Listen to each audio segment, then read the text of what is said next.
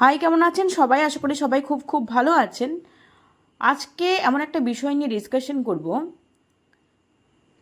যেটা কিনা একটি সুস্বাস্থ্য কেন্দ্র অথবা একটি পিএইচসি লেভেলের প্রত্যেকজন স্টাফকে কিন্তু জানতে হবে। অনেকেই আছেন সেই দিদিমণি যারা কিনা দীর্ঘদিন ধরে আছেন, প্রায় 5 বছর 6 বছর হয়ে গেছে। তারাও কিন্তু আমি শিওর যে এখানে বেশ কিছু ইনফরমেশন থাকবে যেগুলো কিন্তু আপনারাও কনফিডেন্ট নন সেই জায়গাগুলোতে।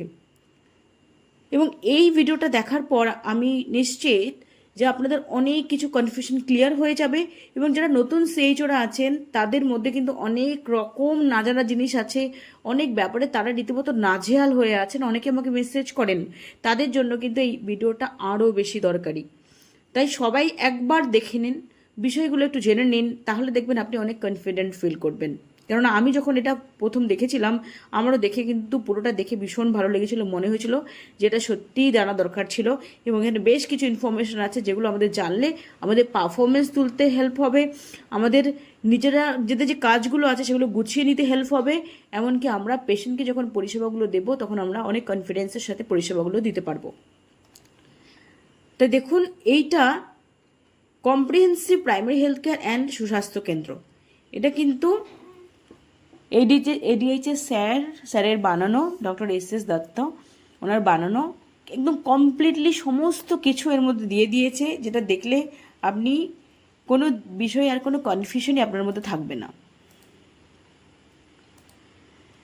দেখুন, এখানে প্রথমেই কথা আছে কম্প্রিহেন্সিভ প্রাইমারি হেলথ কেয়ার, সিপিএইচসি। এই সিপিএইচসি জিনিসটা কিন্তু অনেকের কাছে এটা ক্লিয়ার নয়। সিপিএইচসি জিনিসটা কি? সিপিএইচসি বলছে কম্প্রিহেন্সিভ প্রাইমারি হেলথ কেয়ার। এর মধ্যে কি কি আসছে? Preventive, promotive, curative, palliative, rehabilitative service at from door step to tertiary care hospital, from newborn to elderly. তার মানে একদম ডোরস্টেপ, গ্রাসরুট লেভেল থেকে টার্সিয়ারি লেভেল পর্যন্ত যত পরিষেবা আছে সমস্তটাকে এর মধ্যে ইনক্লুড করছে। সেটা কি হতে পারে? হতে পারে প্রিভেন্টিভ, প্রোমোটিভ, কিউরেটিভ, প্যালিয়েটিভ এবং রিহ্যাবিলিটেটিভ। সবটা কভার করছে কাদের? একদম নিউবর্ন থেকে পুরো এল্ডারলি অবধি। এখানে দেখুন বেশ পিরামিড আকারে করে দিয়েছে। বেসিক লেভেলে কারা থাকে? সুস্বাস্থ্য কেন্দ্র থাকে। সেই সুস্বাস্থ্য কেন্দ্র থেকে প্রয়োজনে আমরা রেফার করি কি আছে? রেফার করি কি? আমরা পিএইচসিতে রেফার করি।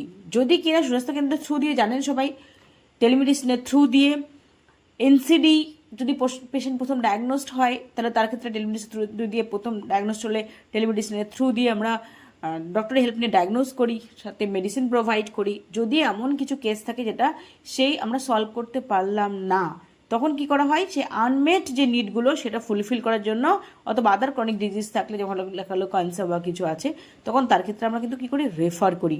তখন রেফার করে সেকেন্ডারি লেভেলে আমরা রেফার করি সেখানে কিন্তু। আর তার সাথে আমাদের কাছে কি আছে? RMNCHA, সেই সার্ভিসটাও কিন্তু রয়েছে, এগুলো আমরা প্রোভাইড করি।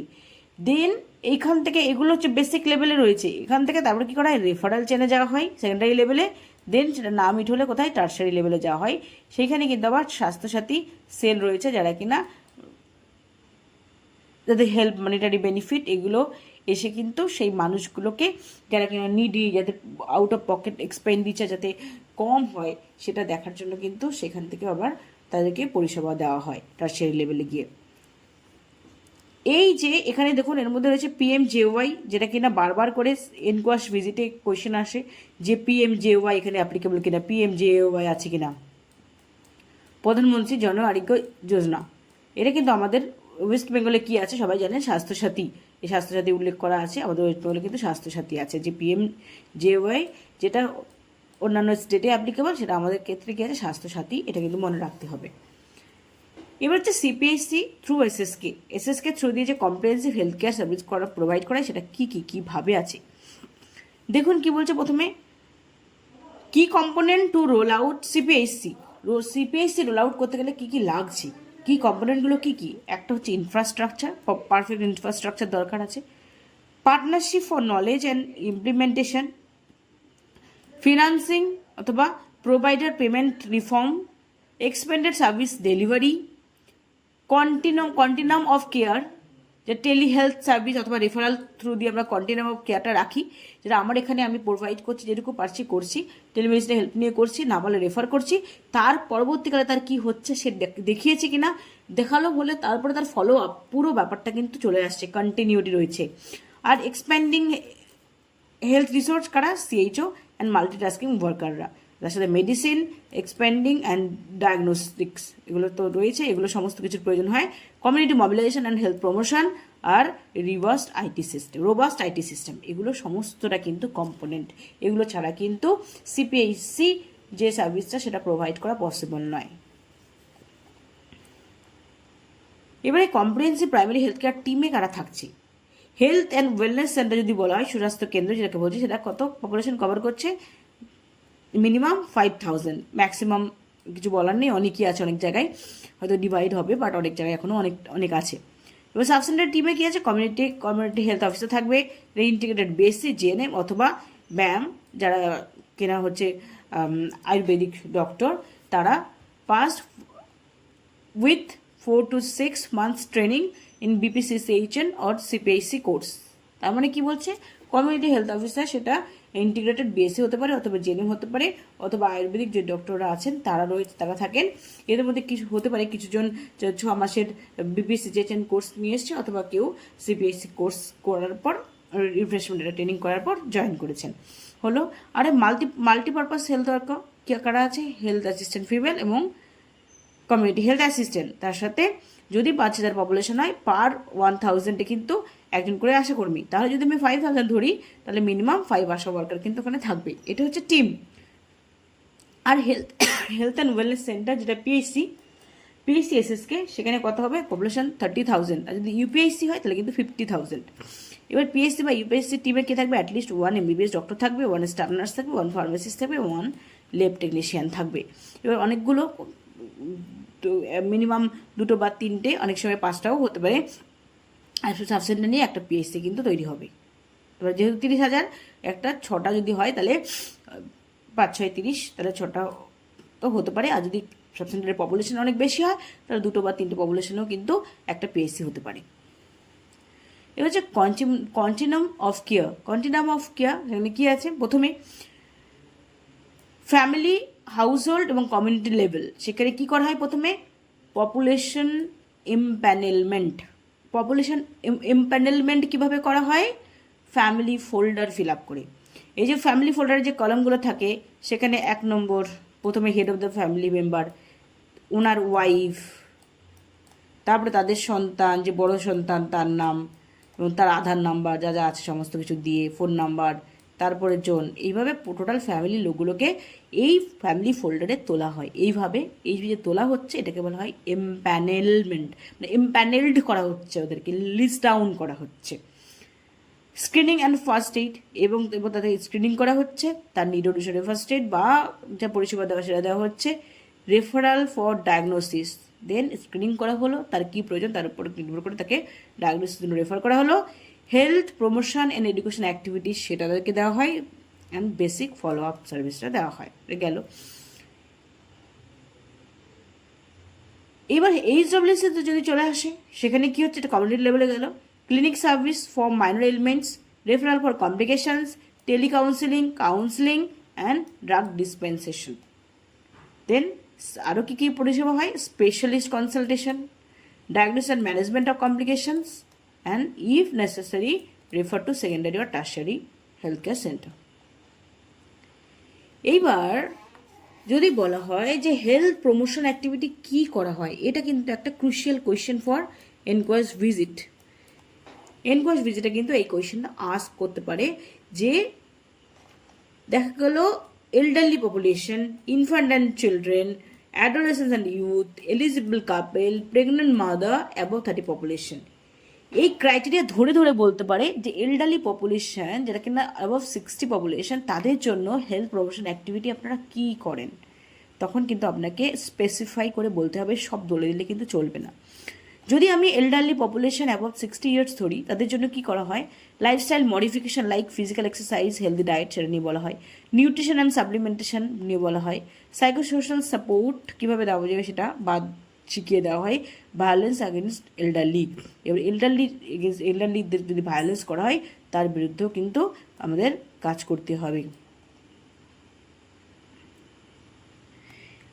এবার কি আছে, যদি অ্যাবোভ 30 হয় তাদের কী করা হয়, তাদের ক্ষেত্রে lifestyle modification, physical exercise, healthy diet সম্পর্কে তাদেরকে বলা হলো। Use of alcohol and tobacco সেটাকে নিষেধ করা হয়। Substance abuse and D addiction, substance যদি অ্যাবিউজ করে, সাবস্টেন্স অ্যাবিউজ যদি থাকে সেটা সম্পর্কে ওদেরকে অ্যাওয়ার করা হয়, সেই নিয়ে তাদেরকে অ্যাওয়ারনেস সেশন কন্ডাক্ট করে বোঝানো হয়। Awareness on STI, sexually transmitted infection and respiratory tract infection, সেই নিয়ে ওদেরকে অ্যাওয়ার করা হয়, অ্যাওয়ারনেস প্রোগ্রামগুলো কন্ডাক্ট করে তাদেরকে অ্যাওয়ার করা হয়। জেন্ডার বেসড ভায়োলেন্স কমিটি থাকে, সেই জেন্ডার বেসড ভায়োলেন্স যদি কোথাও হয় সেটার এগেনস্টে স্টেপ নেওয়া হয়। ডোর সেফটি নিয়ে তাদেরকে অ্যাওয়ার করা হয়। অ্যান্ড স্টিগমাটাইজিং মেন্টাল হেলথ, যেই সমস্ত ডিজিজের ক্ষেত্রে বা মেন্টাল হেলথের ক্ষেত্রে যে স্টিগমাটাইজড হওয়ার ব্যাপার থাকে, স্টিগমাটাইজড করে দেওয়ার ব্যাপার থাকে, সেটার এগেনস্টে ও কিন্তু কাজ করায় যাতে কিনা সেই স্টিগমাটাইজেশন না হয় সেটাও কিন্তু দেখা হয়। এগুলো কিন্তু অ্যাবোভ 30 পপুলেশন যাতে তাদের জন্য এগুলো রয়েছে। এবার প্রেগনেন্ট ওমেনদের জন্য কি, ডিউরিং প্রেগনেন্সি নিউট্রিশন কী হবে, hygiene related awareness, importance of regular check up, regular agency check up কতটা ইম্পর্টেন্ট সেটা সম্পর্কে বলা হয়, কেয়ার করা হয়, এনসি চেক আপ করা হয়। Benefit of early and exclusive breast feeding সেই সম্পর্কে অ্যাওয়ার করা হয়। পোস্টমর্টম ফ্যামিলি প্ল্যানিং সম্পর্কে তাদের নলেজ দেওয়া হয়। আয়রন সাপ্লিমেন্টেশন এবং ডিওয়ার্মিং নিয়ে নলেজ দেওয়া হয়। সাইকো সোশ্যাল পোস্টমর্টম ডিপ্রেশন সেটা কতটা ইম্পর্টেন্ট সেটা সম্পর্কে জানা, সেগুলো তাদেরকে জানানো হয়, সেগুলো ব্যাপারগুলো সম্পর্কে টোটালি ক্লিয়ার আইডিয়া ওদেরকে দেওয়া হয়।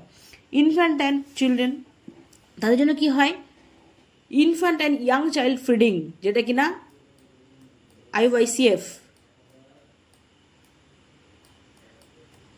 IYCF, ইমিউনাইজেশন, ওয়াশ যেটা hygiene practices, early childhood development যাতে হয়, চাইল্ডহুড ডেভেলপমেন্ট যাতে ঠিকঠাক হয় সেই নিয়ে ওদেরকে অ্যাওয়ার করা হয়। তাদের আগের থেকে বিভিন্ন রকম চেক আপগুলো করা হয় যাতে কোনো রকম ডেভেলপমেন্টাল ডিলেইস বা ডিফর্মিটিস কিছু রয়েছে কিনা সেটা চেক করা হয়, যেটা কিনা RBSকে থ্রু দিয়েও করা হয়। ডিওয়ার্মিং অ্যান্ড আয়রন সাপ্লিমেন্টেশন সেই ব্যাপারে নলেজ দেওয়া হয় এবং সেগুলোকে ওদেরকে দেওয়া হয়, আমরা পরিষেবাটা দিই। হেলথ আর কি অ্যাডোলেসেন্স এবং ইউথদের জন্য হেলদি ডায়েট অ্যান্ড নিউট্রিশন সম্পর্কে অ্যাওয়ার করা হয়। লাইফস্টাইল মডিফিকেশন যেমন ফিজিক্যাল এক্সারসাইজ, সাবস্টেন্স ইউজ অথবা de addiction, STI, gender based violence, iron supplementation, awareness on road safety and injuries, awareness on mental health, destigmatization issue like depression, এই সমস্ত কিছুর উপর কিন্তু আমাদেরকে কাজ করতে হয়। আর এলিজিবল কাপলদের ক্ষেত্রে awareness on importance and method of family planning সম্পর্কে ওদেরকে অ্যাওয়ার করা হয়। Types and use of contraceptives, awareness on STI and RTI, এগুলো সমস্ত পরিষেবা কিন্তু দেওয়া হয়। এবার যদি সুস্বাস্থ্য কেন্দ্র হেলথ অথবা হেলথ অ্যান্ড ওয়েলনেস সেন্টার সম্পর্কে যদি আসি, ইনফ্রাস্ট্রাকচার কম্পোনেন্টে যদি আসি, কী আছে, বিল্ডিং এবং ব্র্যান্ডিং সবার জানা, clinical room, store room, lab corner, waiting area, toilet, mineral fuel আলাদা করে থাকার প্রয়োজন আছে। ওয়াটার, ওর যে ড্রিঙ্কিং এবং আদার পারপাসে ওয়াটার সোর্স থাকবে, sanitation, electricity with power backup system, probably inverter আছে মোটামুটি সবারই। Approach path with directional signage at main roadway, main road থেকে কীভাবে আসবে সেখানে ডিরেকশনাল সাইনেজ কিন্তু থাকতে হবে, এগুলো রইবে। Main signage and citizen charter, signage এবং সিটিজেন চার্টার রইবে। Grievance box, waste disposal system, pit অথবা কমন কালেকশন এরিয়া থাকতে হবে। Elderly and specially abled person friendly হতে হবে সেই এনভায়রনমেন্টটা। প্রাইভেসি এবং কনফিডেন্সিয়ালিটি মেনটেন করার জন্য কার্টেন থাকবে বা যদি কোথাও অন্য সিস্টেম করা থাকে সেগুলো কিন্তু অবশ্যই থাকবে। আর অবশ্যই কনফিডেন্সিয়ালিটি মেনটেন করা স্টাফদের রেসপন্সিবিলিটির মধ্যে থাকবে। আর ফায়ার সেফটি মেজার্স এগুলো কিন্তু বেসিক ইনফ্রাস্ট্রাকচারের মধ্যে পড়ছে। ড্রাগ লেআউট, মোটামুটি সমস্ত স্বাস্থ্য কেন্দ্রে যাদের দোতলা আছে তাদের সাথে সবগুলো এখানে ম্যাচ করে যাবে। এখানে দেখুন সিঁড়ি গিয়ে ওয়েলনেস সেন্টার আসছে, যাদের দোতলাতে ওয়েলনেস সেন্টার আসছে সেখানে এক্সামিনেশন রুম, রেকর্ড রুম ওগুলো থাকতে পারে, ক্লিনিক এরিয়া থাকতে পারে। আর এদিকে যদি গ্রাউন্ড ফ্লোরের কথা ভাবা হয় তাহলে উঠে একটা ডে কেয়ার সেন্টার যেটা এনএমডি দিবনি রুম থাকে, সাথে ওয়েটিং এরিয়া থাকে, ওখানে ল্যাব থাকতে পারে, টয়লেট আর এক্সামিনেশন রুম থাকতে পারে। এ হচ্ছে লেআউট।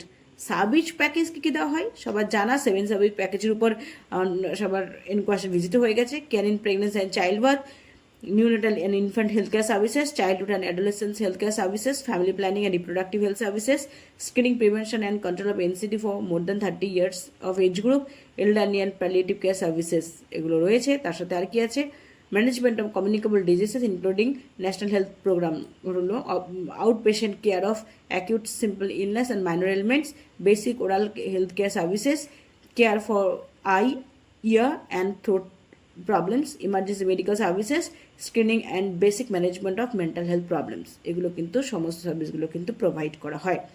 আর কি আছে, course skill of expanded services, health care সার্ভিসগুলো কী কী দেওয়া হয়, আর এক্সপেক্টেড স্কিল এরিয়াগুলো কী কী থাকতে হবে, এক্সপেক্ট করা হয় কী কী স্কিল এরিয়া থাকার প্রয়োজন আছে, সেটা কি, care in pregnancy child birth যদি প্রোভাইড করতে হয় সেখানে বেসিক এএনসি, পিএনসি আর বিমক ডেলিভারি পয়েন্ট যেখানে আছে সেখানে বিমক ট্রেনিং থাকতে হবে ডক্টরদের কিন্তু দরকার। Blood grouping and RH typing and mandatory, primary management and timely referral of high risk এবং কমপ্লিকেটেড প্রেগনেন্সি, এই স্কিলগুলো থাকার কিন্তু প্রয়োজন আছে স্টাফদের।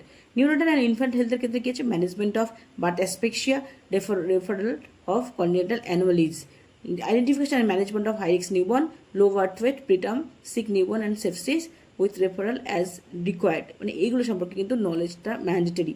Management of ARI, diarrhea and other common illnesses, screening, referral and follow-up for disabilities and developmental delays, এটা যেন জানা যায়, এটা যেন সবার নলেজ থাকে, সেটা কিন্তু দরকার।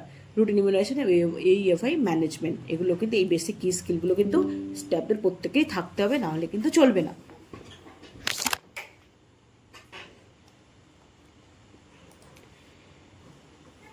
আর কি, চাইল্ড অ্যান্ড অ্যাডোলেসেন্স হেলথের ক্ষেত্রে routine immunisation, AEFI management, BPT surveillance and management with timely referral as needed of ear and eye, throat problems, skin infection, worm infestation, febrile seizure, poisoning, injuries, accidents, insects and animal bites, এই নলেজগুলো কিন্তু স্টাফে থাকতে হবে। Management of SAM, severe acute malnourish, counselling of substance abuse and mental health issue. আর কি, family planning and contraceptive সার্ভিসের কথা যদি বলা হয়, all type of spacing family planning services including অন্ত্ররা, এগুলো থাকতে হবে কিন্তু ওখানে বেসিক যে স্কিল যেখানে এই সম্পর্কে কিন্তু নলেজের স্টাফে থাকতে হবে। Medical method of abortion up to 7 weeks of pregnancy, up to 7 weeks of প্রেগনেন্সির মধ্যে মেডিকেল মেথড অফ অ্যাবর্শন করা যায় সেটা সম্পর্কে জানতে হবে। অন ফিক্সড ডে অ্যাট এইচডব্লিউসি, বলছে এইচডব্লিউসিতে যাতে ফিক্সড ডেতে সেটা করা হয় সেটা থাকতে হবে পিএইচসি অথবা ইউপিএসসি এমও দ্বারা। আর পোস্ট অ্যাবর্শন কন্ট্রাসেপটিভ কাউন্সিলিং সেটাও কিন্তু রাখতে হবে। আর কি, identification and management with referral as needed of RTI, STI, dysmenorrhoea, ভেজানাল discharge, mastitis, breast lump, pelvic pain, pelvic organ prolapse, এগুলো কিন্তু এই family planning and contraceptive service প্যাকেজের মধ্যে কিন্তু এইগুলো থাকতে হবে এবং সবার নলেজ থাকতে হবে। Communicable and general OPD care, identification and management with referral as needed in case of ARI, diarrhea, cholera, dysentery, typhoid, hepatitis, helminthiasis.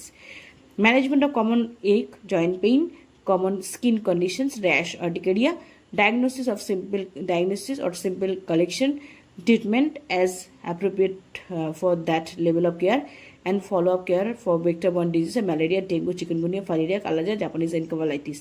Identification, primary care and referral of TB and leprosy and HIV, এইগুলো কিন্তু জানতে হবে এবং এই পরিষেবাগুলো কিন্তু দিতে হবে।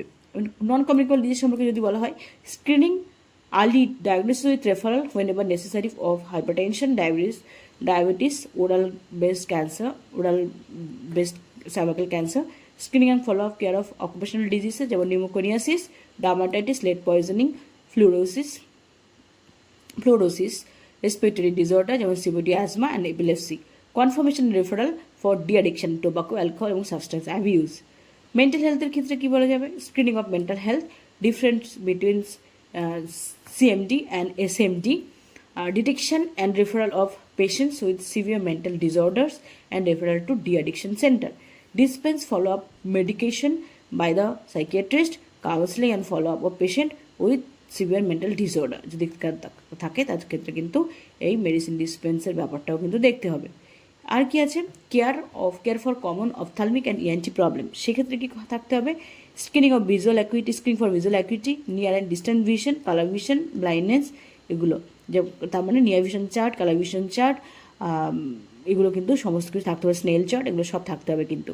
Screening and primary care and referral of common eye problem and conjunctivitis, acute red eye, trachoma, spring catarrh, spring cataract আর xerophthalmia, common cold ASOM, acute suppurative otitis media, injuries, pharyngitis, laryngitis, rhinitis, URI, sinusitis and epistaxis, এগুলো সমস্ত কিছু সম্পর্কে কিন্তু knowledge থাকতে হবে।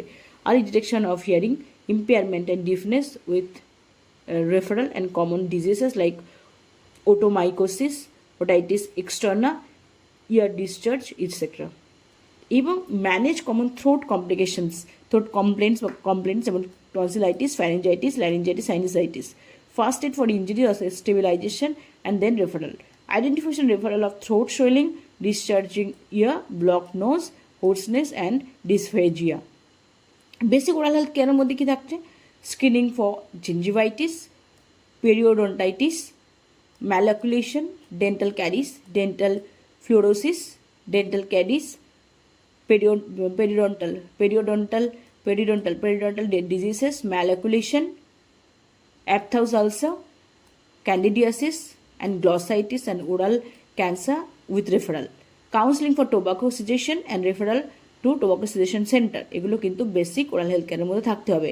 Elderly and palliative health কেয়ারের মধ্যে কি আছে? Arrange for suitable supportive devices for elderly disabled person to make them ambulatory, management of common geriatric ailments, community and home-based elderly and palliative care, emergency medical service including trauma and burns, stabilization care and first aid before referral in case of poisoning, trauma, minor injury, burn, respiratory and cardiac arrest, fracture, shock, convulsion, drowning, animal bites and hemorrhage. Identity and refer cases of surgical correction, lump and bump, cyst, lipoma, hemangioma, hemorrhoids, hydrocele, genital ulcer, bed ulcer, phimosis. এইগুলো কিন্তু emergency কেয়ারের মধ্যে পড়ছে। এবার হচ্ছে micro planning and calculation of beneficiary. এই জায়গাটা কিন্তু ভীষণ ইম্পর্টেন্ট। মাইক্রো প্ল্যানিং করতে গেলে আর ক্যালকুলেশন যেগুলো দরকার হয় সেগুলোর ক্ষেত্রে যদি আমরা ডিসকাশন করি, তাহলে estimated number of live birth এবার কী করে জানবো যে এই বছরে estimated number of live birth কত হতে পারে? সেটা হচ্ছে কি আমাদেরকে তাহলে জানতে হবে সে বার্থ রেট কত, তার সাথে into population, birth rate into total যা পপুলেশন, তাহলেই কিন্তু হয়ে যাবে আমাদের estimated number of live birth বেরিয়ে যাবে। Estimated number of pregnant women যদি বলা হয় তাহলে কত হবে? তাহলে কি হবে? Live birth plus live birth যা আছে প্লাস 10% কি অ্যাবর্শন অথবা স্টিল বার্থ। গত বছরে অ্যাবর্শন বা স্টিল বার্থ যা হয়েছিল তার 10% ধরতে হবে প্লাস লাইভ বার্থটাকে ধরতে হবে, তাহলে কিন্তু estimated number of pregnant women পেয়ে যাবো। Estimated number of pregnant women with complications কি বলছে? টোটাল যে প্রেগনেন্ট ওমেন তার 15% হচ্ছে কমপ্লিকেশনস, আমরা ধরে নিতে পারি যে টোটাল যে প্রেগনেন্ট ওমেন তার 50% কমপ্লিকেশনস হতে পারে। Estimated number of eligible couple total population into 17%, আর sick newborn live birth into 10%। Estimated beneficiary for NCD সবাই জানেই টোটাল পপুলেশন ইন্টু 37%। তার মধ্যে কি হচ্ছে 37%, এর মধ্যে 51% হচ্ছে মেল, 49% ফিমেল। এবার হচ্ছে target for elderly screening of oral ক্যান্সারে সবাই দেখে রাখুন। ওরাল ক্যান্সারের টার্গেট কত? ওরাল ক্যান্সার স্ক্রিনিংয়ের টার্গেট কত? আমরা জানি টোটাল পপুলেশনে 37% হচ্ছে এনসিডি বেনিফিশিয়ারি। এবার যে এনসিডি যে বেনিফিশিয়ারি হচ্ছে মানে 37% হচ্ছে বেনিফিশিয়ারি টোটাল পপুলেশনের, সেটা হচ্ছে আমাদের টার্গেট ফর স্ক্রিনিং, তাকে 5 দিয়ে ভাগ করতে হবে, তাহলে যেটা বেরোবে সেটাই হচ্ছে ওরাল ক্যান্সার স্ক্রিনিং করতে হবে পার ইয়ার। যেমন পার ইয়ারে আমাদের টোটাল স্ক্রিনিং করতে হবে কত? আমাদের যা পপুলেশন হচ্ছে তার 37%, কিন্তু ওরাল ক্যান্সার স্ক্রিনিং কজনের করলেই হবে? সেটা হচ্ছে যত আমার এনসিডি বেনিফিশিয়ারি আছে তাকে 5 দিয়ে ভাগ করবেন, যা বেরোবে সেটা কত আসছে? 7.4% অফ টোটাল পপুলেশন। তারপর টোটাল পপুলেশন যা তার 7.4% হচ্ছে আমাদের স্ক্রিনিং করতে হবে ইয়ারলি ওরাল ক্যান্সার। আর ব্রেস্ট ক্যান্সার এবং সার্ভাইকাল ক্যান্সার কত স্ক্রিনিং করতে হবে? 3.6% অফ টোটাল পপুলেশন। টোটাল পপুলেশনের 3.6% অনলি, মানে টোটাল পপুলেশনকে যদি আপনি 37% করে যা এলো সেটা ইন্টু 49% ডিভাইডেড বাই 5। ধরুন কারো জায়গায় পপুলেশন যদি হয় 5,000, যদি 5,000 টোটাল পপুলেশন হয় ইন্টু 49%, তার মানে 49 বা 100, 49% পুরোটাকে ভাগ করতে হবে কত দিয়ে? 5 দিয়ে। তারপরে যদি আমি এটা দুটো কেটে দিলাম তাহলে 49 ইন্টু 5 ডিভাইডেড বাই 5, এই 5000, সরি, এই তাহলে এই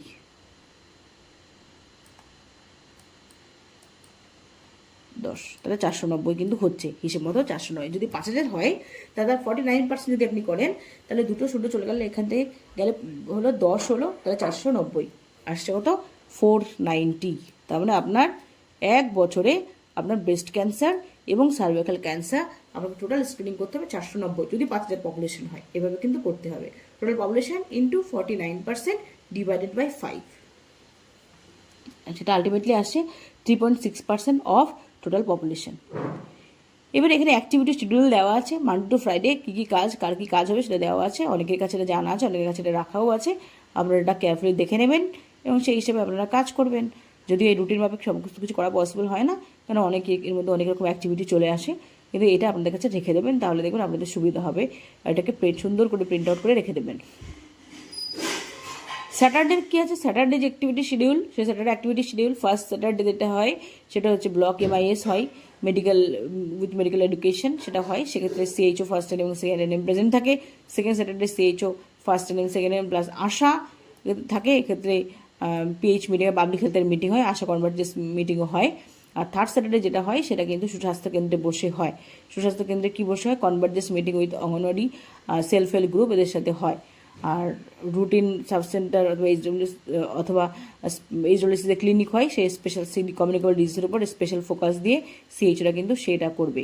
CHOরা মিটিং করবে NMরা, আর CHOরা কিন্তু ক্লিনিক্যাল অ্যাক্টিভিটি করবে। আর ফোর্থ স্যাটারডে কী হয়, GP হেডকোয়ার্টারে যে মিটিং হয় সেক্ষেত্রে ফার্স্ট এন এবং সেকেন্ড এন থাকবে, আর CHOকে কিন্তু ক্লিনিক অ্যাক্টিভিটি করার কথা। আর ফিফথ স্যাটারডে যেটা হয় রুটিন সাবসেন্টার অথবা ক্লিনিক হয়, তার সাথে লেপ্রোসি নিয়ে মিটিং হয়, CH এবং সেকেন্ড এনএম থাকে। আর field activity home visit plan থাকে ফার্স্ট এনএম। এটাই হচ্ছে কিন্তু রুটিন, এটাই হচ্ছে মেইন রুটিন। এবার লোকাল অথরিটি বা পরিস্থিতির উপর নির্ভর করে হয়তো চেঞ্জ হয়, বাট এটাই কিন্তু এক্স্যাক্ট রুটিন। আর এই ক্লিনিক স্লিপ এটা থাকতেই হবে ম্যান্ডেটরি, এটা কিন্তু ইনকোয়াস্ট ভিজিটের সময় দেখতে চায়, একদম কালার ক্লিনিক স্লিপ দেখতে চায়, এটা কিন্তু স্লিপ। এবার CHO role and responsibility, CHO role and responsibility কিন্তু অনেক। একটা হচ্ছে clinical responsibility, public health responsibility, public health regarding আর ম্যানেজেরিয়াল রোল। ক্লিনিক্যাল যদি বলা হয় early detection, screening and first level management, undertake referral to enable continuum of care, provide follow up care, provide counselling support আর facilitate teleconsultation. এটা হচ্ছে clinical role as like clinician the role. আর public health role যদি বলা হয় ensure collection of population based data and planning for organising service at HWC, community level action for health promotion prevention and disease surveillance. এটা গেল managerial, recording reporting and monitoring of service delivery, undertake administrative and functions of HWC, supportive supervision of HWC team, soft and life skill. Assigned activity আর PHCSS নিয়ে আমি এখন discussion করলাম না। সুস্বাস্থ্য কেন্দ্র আনটাইড ফান্ড যেটা কিনা বাই অ্যানুয়ালি 25,000, তার মানে এক বছরে 50,000 পাওয়ার কথা। Existing subcentre activity will be transform to Susasthya Kendra activity. যদি সাবসেন্টারের আগে ফান্ড যেটা ছিল, অ্যাকাউন্ট যেটা ছিল সেটা চেঞ্জ হয়ে এখন সুস্বাস্থ্য কেন্দ্র অ্যাকাউন্ট বলে ট্রান্সফর্ম করার কথা, এবং সবাই অনেকে করেও নিয়েছে। ওখানে টিমে কে থাকবে, CHO সিগনেটারি হিসেবে কে থাকবে, CHO mandatory, health assistant female অথবা ফার্স্ট হেলথ অ্যাসিস্ট্যান্ট ফিমেল এবং প্রধান, যে কোনো এর মধ্যে যে কোনো দুজন সাইন করলেই এনাফ। এবং সিনিয়র PHN অথবা PHN in absence of first N, যদি ফার্স্ট এন না থাকে তাহলে সিনিয়র PHNরা কিন্তু রেসপন্সিবল হবে, মানে সিগনেটারি হিসেবে থাকবে। ফোর্থ স্যাটারডে GP মিটিংয়ে ডিসিশন অফ এক্সপেন্ডিচারের, দেন এক্সপেন্ডিচার মানে খরচগুলো করতে হবে। এই খরচের মধ্যে কী কী থাকতে পারে, মাইনর ইকুইপমেন্টসের জন্য, কনজিউমেবলসের জন্য, আর কন্টিনজেন্ট আইটেমের জন্য, স্টেশনারি আইটেমের জন্য, যেগুলো কিনা স্টেট বা ডিস্ট্রিক্ট থেকে সাপ্লাই দেয় না। মাইনর রিনোভেশন যেমন ওয়াটার সাপ্লাই, ইলেকট্রিসিটি বিল, স্ক্যাভেঞ্জারদের জন্য, biomedical waste cost, internet, mobile, computer accessories, telemedicine related expenses, patient referral and sample transport, IC অথবা BCC মিটিং, আর ইমার্জেন্সি ডিজাস্টার অথবা ডিসইনফেকশন, ভেক্টর কন্ট্রোল অ্যাক্টিভিটি, এগুলো সব কিছুর জন্য করতে হবে। দেখুন এখানে কিন্তু পেশেন্ট রেফারেল এবং স্যাম্পল ট্রান্সপোর্টের জন্য কিন্তু খরচ করা যেতে পারে, এটা কিন্তু সবাই দেখে রাখুন। এর observation of health days, health calendar days এবং হেলথ ওয়েলনেস সেশন কী বলছে, Observation of health days, 31 health calendar days round the year as per order. As per order পুরো বছরে 31 হেলথ ক্যালেন্ডার ডেজ কিন্তু সেলিব্রেট করার কথা, যেটা ক্যালেন্ডার রয়েছে। Additional days as per respective programme division, যার কোনো নির্দিষ্ট কোনো প্রোগ্রাম অ্যাড করা হয় তার উপর নির্ভর করেও কিন্তু আরও অ্যাড হতে পারে, অ্যাডিশনাল ডে অ্যাড হতে পারে। আর 10,000 per year out of untied fund can be used, এর জন্য কিন্তু 10,000 পার ইয়ার খরচ করা যেতে পারে। Mandatory observe three health days per মান্থে কিন্তু 3টে ম্যান্ডেটরি করতেই হবে। আর হচ্ছে ওয়েলনেস সেশন কি টুইসডে অ্যান্ড ফ্রাইডে, যেটা অর্গানাইজ করতে হবে, ওয়েলনেস সেশন অর্গানাইজ করা যেতে পারে। আর mandatorily observe 10 wellness session per month কিন্তু 10টা ওয়েলনেস সেশন কিন্তু করতেই হবে। এবার মেডিসিনের লিস্ট কী হবে, মেডিসিন যেটা ইডিএল যেটা আছে সেটা আপনারা তো সবাই জানেন, সেটা দেখে নেবেন। এই তো ইডিএল অনুসারে মেডিসিন কিন্তু থাকতে হবে। এখানে ক্যাট আইটেম নন ক্যাট আইটেম বলে ডিভাইডেড করা আছে, এগুলো কিন্তু অনেকের কাছে নেই, সেগুলো থাকতে হবে। Foreign body hook, digital fetal Doppler, measuring tape to mark tape, WC tape, dental probe with mouth mirror অথবা mirror set, observation lamp, tongue depressor, mouth gags, nail vision chart, near vision chart, colour vision chart, stadiometer, tuning fork, এগুলো কিন্তু সব লাগবে।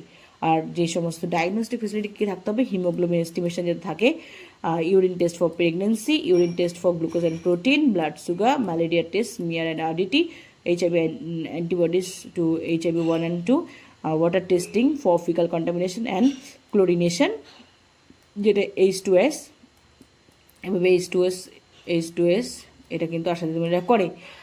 আর haematology, slide preparation for blood smear, filariasis, যেখানে endemic area আছে সেখানে filariasis test, visual inspection, acetic acid যেটা কিনা Villa আমরা জানি সার্ভাইকাল ক্যান্সার স্ক্রিনিংয়ের জন্য, সেটা rapid test kit for syphilis, RDT, আর sample collection for sputum examination, COVID-19 and dengue, এবং RK-39 এটসেট্রা। এইগুলো কিন্তু সব ম্যান্ডেটরি টেস্টের মধ্যে পড়ছে। এবার হচ্ছে কন্টিনিউটি প্রসেস এসকে কমিটি, কী কী কমিটিগুলো থাকতে হবে। কমিটি কিনা elected representatives, civil society, service representatives, service provider and system functionaries, এটা এভাবে দিয়েছে। বাট আমরা যদি বলি যে SSK কমিটিতে কী আছে, আমাদের কিন্তু পেশেন্ট সাপোর্ট গ্রুপ রয়েছে, পেশেন্ট সাপোর্ট গ্রুপ থাকে। তারপরে হচ্ছে ইনফেকশন কন্ট্রোল টিম থাকে, তার সাথে জেন্ডার বেসড ভায়োলেন্স, সেটা যে জেন্ডার বেসড ভায়োলেন্স সেটা প্রতিরোধ করার জন্য আমাদের টিম থাকে। তার সাথে কি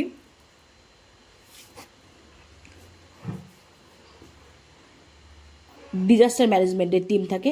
আমাদের কিন্তু সুস্বাস্থ্য কেন্দ্রের থ্রু দিয়ে আমাদের সমস্ত অ্যাক্টিভিটিগুলোকে পারফেক্টলি এক্সিকিউট করার জন্য আমাদের কিন্তু অনেকগুলো টিম থাকে, যে টিমের থ্রু দিয়ে কিন্তু আমরা বিভিন্ন অ্যাক্টিভিটিগুলো কন্ডাক্ট করে থাকি। এখানে একটা স্পেশাল ক্রাইটেরিয়া বলা আছে কি, এই যে আমাদের টিম আছে, টিম জেনারেট করা আছে, টিমগুলোতে যাতে প্রত্যেকটা টিমে যাতে যত টিম মেম্বার আছে, দেখা হলো 5জন টিম, তার মধ্যে কিন্তু দেখা হলো 10 জনের একটা টিম আছে, 10 জনের মধ্যে 5 জন অ্যাটলিস্ট 5 জন কিন্তু মহিলা রিপ্রেজেন্টেটিভ থাকতে হবে। আর কি বলেছে, মার্জিনালাইজড অথবা ভালনারেবল পপুলেশন যারা, তাদের 33% কিন্তু তারাও হতে হবে। মার্জিনালাইজড বা ভালনারেবল পপুলেশন কিন্তু 33% তার মধ্যে থাকতে হবে। যদি 100 জন হয়, 100 জনের একটা টিম হয়, তাহলে 33 জন থাকতে হবে যারা কিনা মার্জিনালাইজড অথবা যারা ভালনারেবল, তাদেরকে নিতে হবে কিন্তু। এবার ন্যাশনাল কোয়ালিটি অ্যাসুরেন্স স্ট্যান্ডার্ড, ওখানে এরিয়া অফ কনসার্ন কী কী আছে, service provision, patient right, inputs, support services, wellness and clinical area, infection control, quality management and outcome, এগুলোই রয়েছে। সাপোর্টিভ সুপারভিশন করা হয় সেক্ষেত্রে BMOH, senior PSN, BAF, CHO, health supervisor, ABHWC, ASHA, এইভাবে কিন্তু কাজ করে। Record and report, compilation of monthly report with existing program, সেটা করা হয়। অফলাইন ডেটা সোর্স যেমন clinical register, NCD register, Asha family folder and checklist, Matrima, এগুলো থাকে, এগুলো করা হয়। মান্থলি যে পিরিয়ড, রিপোর্টিং পিরিয়ড, সেটা কত, 21 থেকে 20 অবধি, তো কোনো মাসের 21 থেকে পরের মাসের 20 অবধি। আর HWC পোর্টাল রিপোর্ট, যেটা ডেলি এবং মান্থলি এন্ট্রি হয়, আর daily minimum 24 days per month কিন্তু এন্ট্রি করতেই হবে, আর মান্থলি কবে হবে? নেক্সট মান্থের 2 থেকে 3 দিনের মধ্যে, কিন্তু নেক্সট মান্থে 2 ডেজের মধ্যে, 3 দিন আর বলবো না, 2 ডেজের মধ্যে কিন্তু 2 দিনের মধ্যে কিন্তু আপলোড করতে হবে। আর আদার অফলাইন যে প্রোগ্রাম রিপোর্টগুলো আছে, যেটা SK2 ব্লক বাই 5th 5 তারিখের মধ্যে ব্লকে, আর হচ্ছে ডিস্ট্রিক্ট হেডকোয়ার্টার চলে যাবে 7 তারিখের মধ্যে, আর স্টেটে চলে যাবে 10 তারিখের মধ্যে। এটাই হচ্ছে সিস্টেম। সিপিএসসিতে 10টার মধ্যে রিপোর্টটা চলে যাবে। পারফরমেন্স ইন্ডিকেটার, এইটা হচ্ছে আসল ক্রুশিয়াল জায়গা, ভেরি ভেরি ইম্পর্টেন্ট। সেটা হচ্ছে কি, কিসের উপরে পিএলআই নির্ভর করে। যদি এর উপরে আমার একটা এক্সক্লুসিভ ভিডিও রয়েছে, তাও এখানে কিন্তু পিএলআই বলে অনেকের ভীষণ কনসার্ন, যে পিএলআই অনেক আশাজীবীরা আছে জানেন না, এনজিওরা আছে হয়তো ক্লিয়ার আইডিয়া নেই কিসের উপর পিএলআই নির্ভর করে, এই জন্য অনেকে পারফরমেন্স উঠছে না, বা ঠিকঠাক রিপোর্টিং হচ্ছে না বলে উঠছে না, এরকম অনেক রকম কথা কিন্তু আসে। সেক্ষেত্রে আপনারা আজকে জেনে নিন কিসের উপর পিএলআই নির্ভর করছে। Total OPD case per month আপনার কত হচ্ছে, যে ডেলি এন্ট্রিটা করছে সিএইচও দিদিমণি, যে ডেলি এন্ট্রি করছে এইচডব্লিউসি পোর্টালে, সেটা কিন্তু পুরো 21 তারিখ থেকে শুরু করে 20 তারিখ অবধি যাবে। যাওয়ার পর টোটাল যা এন্ট্রি হচ্ছে সেটা যোগ হবে, মেল ফিমেল করে টোটাল যোগ হবে। যোগ হওয়ার ফলে যোগ করে যতজন ওপিডি কেস হচ্ছে মান্থের, সেটাই কিন্তু আপনার ওপিডি কেস। এবার সেটা এভারেজ ওপিডি কেস কত পার মান্থ, মানে যদি 12 মাসের আমি পারফরমেন্স ধরে নিই, তাহলে এভারেজ এক মাসে কত হয়েছে। যদি 12 মাসের জানুয়ারি এপ্রিল মে জুন করে একদম মার্চ অবধি ধরা হয়, প্রতি মাসে আলাদা আলাদা করে যোগ করলেন, করে এবার সেটাকে 12 মাস দিয়ে ভাগ করলেন, করার পরে যে অ্যাভারেজটা বেরোচ্ছে, সেটা কিন্তু একটা ক্রুশিয়াল জায়গা, যে কত অ্যাভারেজ ওপিডি কেস কত হচ্ছে, সেটা কিন্তু একটা ক্রুশিয়াল জায়গা, তার উপর নির্ভর করছে। আর কি করছে, আপনার উইদিন 12 উইকস কতজন প্রেগনেন্ট মায়ের রেজিস্ট্রেশন হয়েছে। প্রেগনেন্ট মায়ের রেজিস্ট্রেশন তো প্রতি মাসে হচ্ছে, 12 উইক্সের মধ্যে কতজন হয়েছে দেখা গেলো 20 জন রেজিস্ট্রেশন হয়েছে, 12 উইক্সের মধ্যে দেখা গেলো 10, তাহলে কিন্তু আপনার পারফরমেন্স অনেক কমে গেল। দেখো 20 জন হয়েছে টোটাল রেজিস্ট্রেশন, আমাদের 20 জনই হচ্ছে 12 উইক্সের মধ্যে, তাহলে পারফরমেন্স আপনার কিন্তু বাড়লো।